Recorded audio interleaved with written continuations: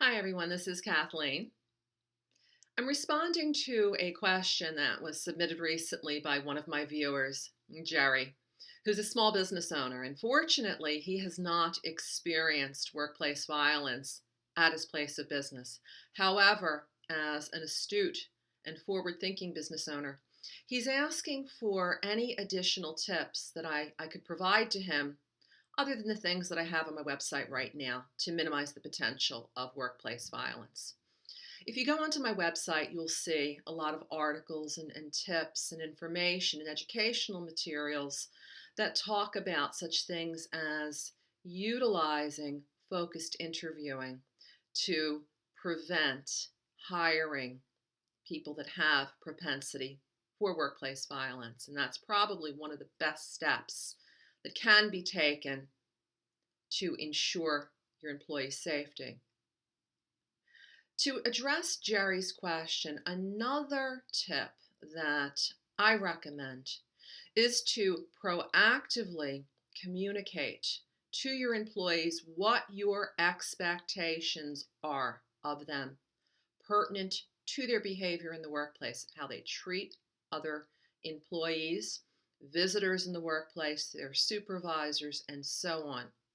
The behavior that you expect, for instance, that you don't tolerate bullying, harassment, assaults, fights, things of that nature that would be defined as workplace violence. And put in a definition of what workplace violence is.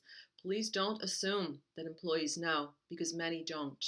And they do look to the organizational leaders, to the employer, to let them know. I have a sample policy that I've put up for educational purposes on my website, and the description and the location is in the address of this video description. But basically, what I recommend is to communicate expectations in advance. For instance, make it part of every new hire orientation packet. Have the policy in writing, have 2 copies of it, go over one with the employee, go through it, ask if the employee has any questions. If the employee doesn't, the policy should say specifically if in a few days or a few weeks, if there's any questions regarding what expectations relative to behavior are, put in there who the employee should go to. Have the employee sign the bottom, certifying that he or she has received a copy of the policy, understands it, and knows that if any questions come up in future, that you're welcoming them to come forward with those questions. Have a second copy, place it in the personnel file, give one to the employee, and that's a great way to start the employee relationship.